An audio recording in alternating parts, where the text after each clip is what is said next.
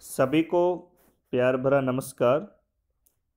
प्यारे विद्यार्थियों, ये चैप्टर बहुत महत्वपूर्ण है जो आपको दिखाई दे रहा है, सौर मंडल सन फैमिली। मैंने यहाँ पर लिखा है वेरी इंपॉर्टेंट फॉर एग्जाम्स। ये इम्पोर्टेंट है रीड साइंस मैथ शिक्षक भर्ती परीक्षार्थियों के लिए और रेलवे के लिए। रीड साइंस मैथ वालों की मैंने जैसा कि सौर मंडल पार्ट फर्स्ट वीडियो में पढ़ाया था, इसमें से 2 क्वेश्चन पूछे जाते हैं 30 में से। यानी कि यदि अपन इस चैप्टर को अच्छे से तैयार करते हैं तो अपने 2 नंबर श्योर व सेफ हैं, ये गारंटी है। इन प्रश्नों को आप समझें अच्छे से, ध्यानपूर्वक। मेरा समझाने का तरीका, प्रश्न की लैंग्वेज, उसका भाव और किस प्रकार से अपन को सही विकल्प का चुनाव करना है। रेलवे में जैसा कि मैंने पहले बताया 1, 2, 3 या 4 क्वेश्चन पूछे जाते हैं, इसमें कोई फिक्स नहीं है। ये दोनों परीक्षाओं के लिए बहुत महत्वपूर्ण है। यहाँ पर आपने चैनल सब्सक्राइब कर ही रखा है, बहुत बहुत उसके लिए आपको धन्यवाद। अपने दोस्तों को भी ज़्यादा से ज़्यादा मेरे चैनल को शेयर करें और आप मेरा सहयोग करें। चलो अपन स्टार्ट करते हैं बिना समय गवाए। प्यारे विद्यार्थियों, यहाँ क्वेश्चन नंबर 21 से है, 1 से और 20 क्वेश्चन तक मैं सौर मंडल पार्ट फर्स्ट वीडियो में पढ़ा चुका। आज के ये क्वेश्चन बहुत महत्वपूर्ण होंगे, समझना भाई अच्छे तरीके से। आयो, ये अपने पास है। आयो किस ग्रह का उपग्रह है? यानी कि अपने पास में आयो किस ग्रह का सैटेलाइट है? देखो, इंग्लिश वर्ड भी अपन को याद रखने चाहिए। आज मैंने इन सारे क्वेश्चनों में इंग्लिश वर्ड यूज किए हैं ताकि आपको इनकी भी बार बार पुनरावृत्ति से माइंड में ये छप जाए।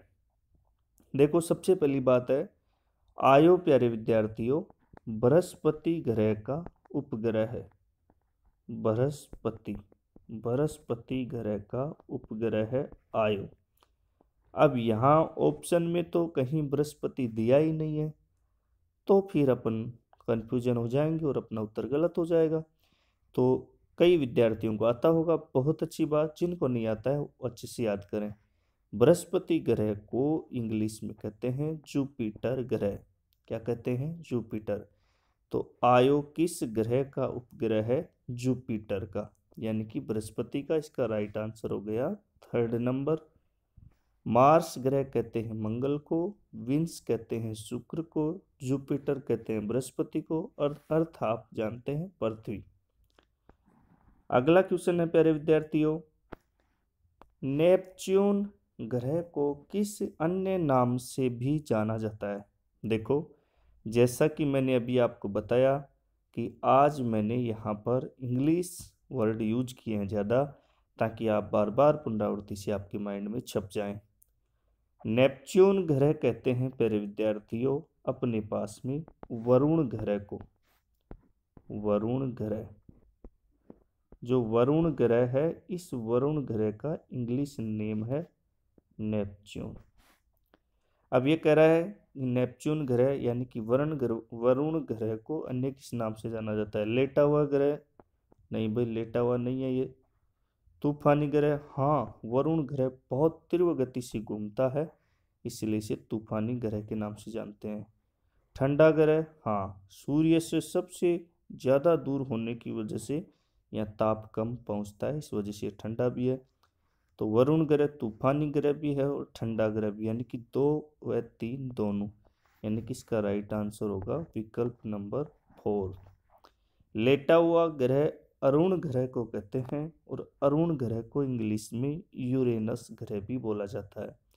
तो नेपच्यून ग्रह को याद रखना, तूफानी ग्रह या ठंडा ग्रह के नाम से जाना जाता है। तूफानी ग्रह यानी कि बहुत भयंकर तीव्र गति से ये घूमता है, और ठंडा ग्रह सूर्य से अधिक दूरी होने के कारण ताप कम पहुंचता है। आगे बढ़ते हैं।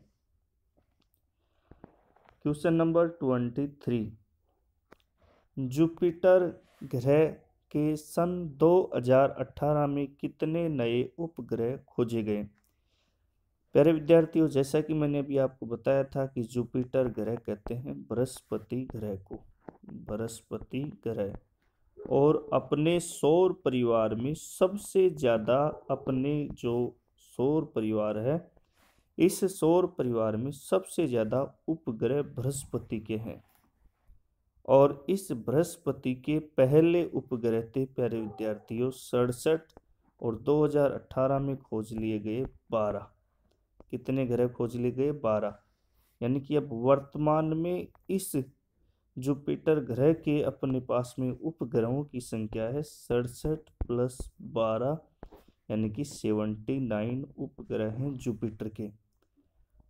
आप कंफ्यूजन होंगे, कई पुस्तकों में पहले जुपिटर ग्रह के उपग्रह 63 यानी कि 63 दे रखे थे। वो 63 नहीं, इसके 67 हैं, याद रखना। और 12 2018 में नए खोज लिए गए। वर्तमान में जुपिटर ग्रह के अपने पास में उपग्रह हैं 79। अगला क्वेश्चन है, ऐसा कौन सा ग्रह है जिसका एक ही उपग्रह है? वरुण नहीं भाई, वरुण के तो 13 ग्रह हैं, 13 उपग्रह। अरुण नहीं, शनि नहीं, शनि के भी एक से ज़्यादा है, तो शनि भी इसका राइट आंसर नहीं है। अरुण भी नहीं है, वरुण भी नहीं है। पृथ्वी का एकमात्र एक ही उपग्रह है, उस उपग्रह का नाम आप सबको पता है, चंदा मामा, यानी कि चंद्रमा। अगला क्वेश्चन देखते हैं। अच्छा क्वेश्चन है, इस क्वेश्चन की पहले आप लैंग्वेज की ओर ध्यान दें। किस ग्रह में चक्रवात आने के कारण, किस ग्रह में चक्रवात आने के कारण एक गड्ढा बन गया था? कौन सा ग्रह है जिसमें कहीं ना कहीं ब्रह्मांड में हलचल हुई और चक्रवात आया और एक गड्ढा बन गया? इस गड्ढे की आकृति अंडाकार है। इस अंडाकार आकृति में 2 पृथ्वी समा सकती हैं। देखो कितनी अच्छी बात है, रोचक बात है, अच्छी तो क्या है, 2 पृथ्वी समा सकती है। यह एक खगोलीय वैज्ञानिक का मत है। वह कौन सा गड्ढा है जिसमें पृथ्वियां समा सकती है? यानी कि सौर मंडल में एक अपने पास में ग्रह है और उस ग्रह के अंदर पृथ्वी समा सकती है। इतना बड़ा गड्ढा बन गया, ब्रह्मांड में हुई हलचल के कारण चक्रवात आया उस टाइम में। तो ये अपने पास में कौन सा ग्रह है? तो प्यारे विद्यार्थियों, ये ग्रह है जुपिटर, यानी कि बृहस्पति। इसका राइट आंसर हो गया 4th। इस जुपिटर ग्रह के अंदर चक्रवात के कारण एक गड्ढा बन गया। यह गड्ढा इतना गहरा है कि इसमें 2 पृथ्वी अपन समा सकते हैं। आगे बढ़ते हैं। आकार के घटते क्रम के अनुसार तीसरा ग्रह कौन सा है? सबसे बड़ा, सबसे बड़ा, फिर छोटा, फिर छोटा, फिर छोटा, फिर छोटा, फिर छोटा, फिर छोटा, फिर छोटा, फिर छोटा, ऐसे अपने पास में 8 ग्रह।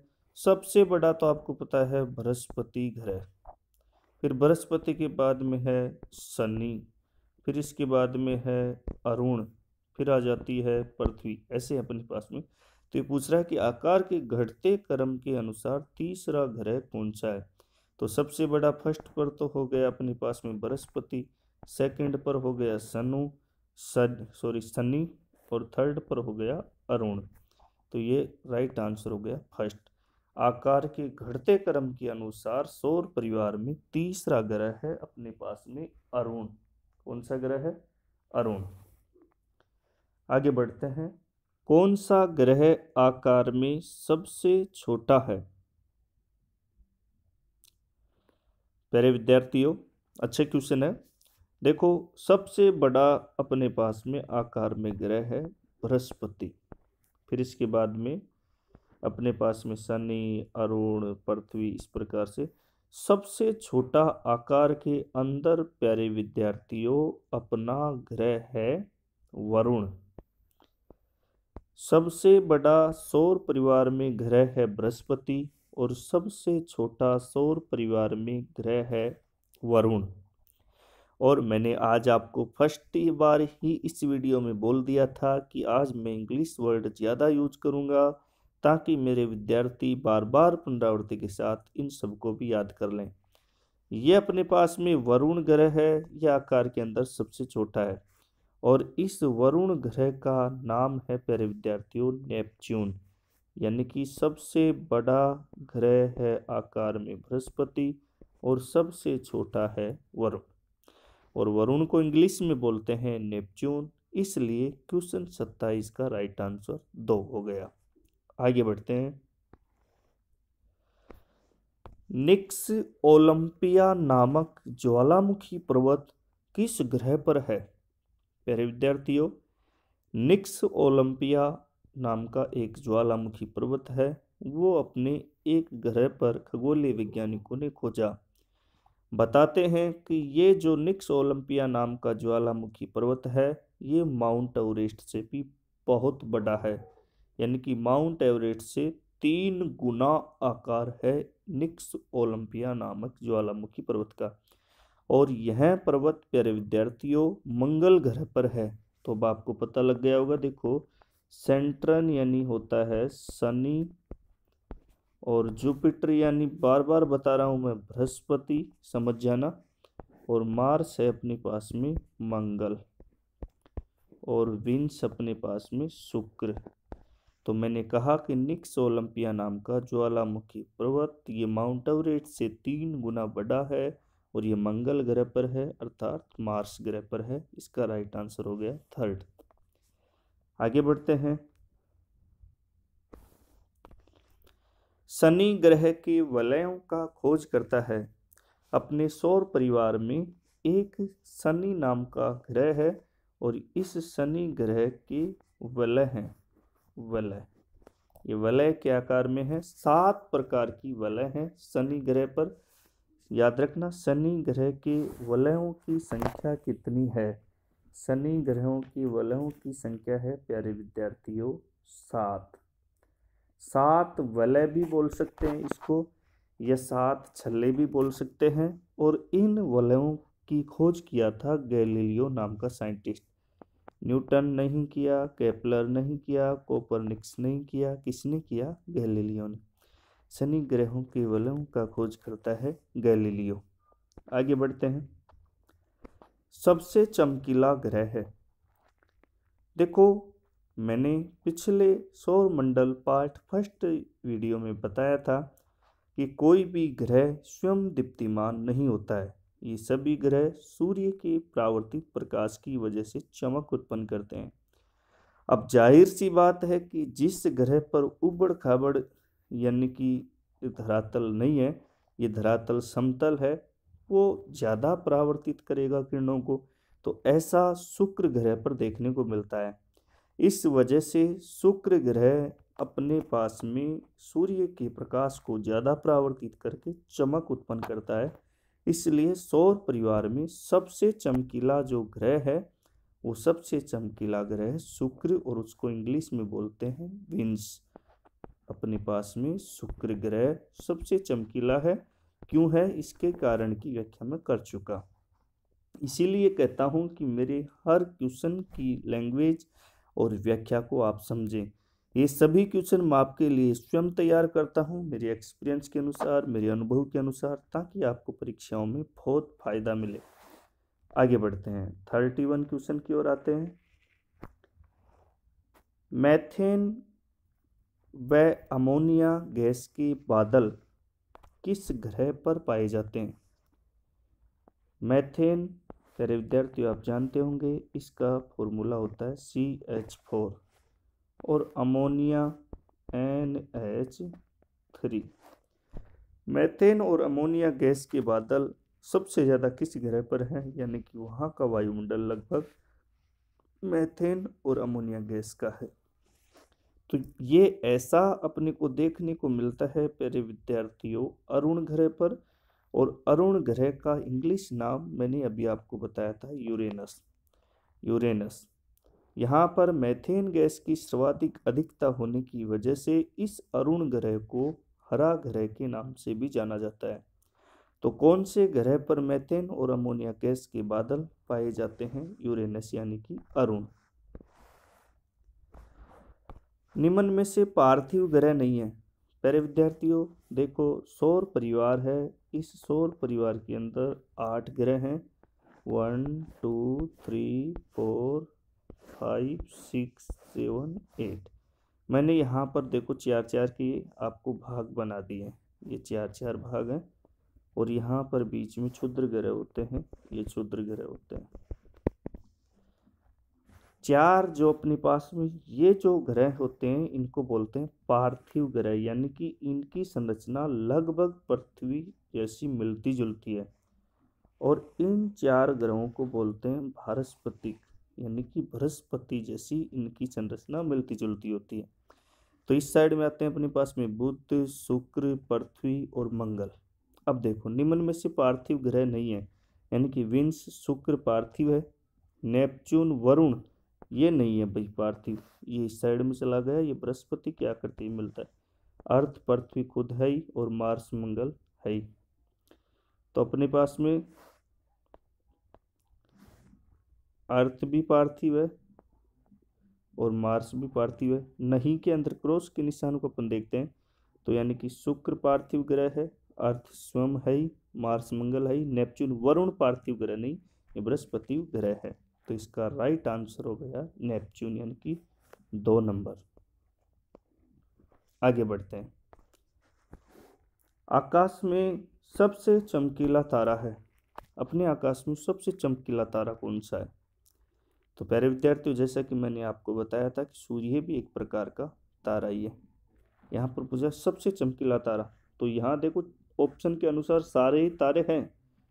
प्रोक्सिमा सेंटोरी ये भी अपने पास में तारा है, बर्नार्ड भी तारा है, नेबुला भी तारा है, साइरस, लेकिन ये पूछ रहा है सबसे चमकीला तारा। तो सबसे चमकीला तारा है प्यारे विद्यार्थियों आकाश में साइरस या सीरियस।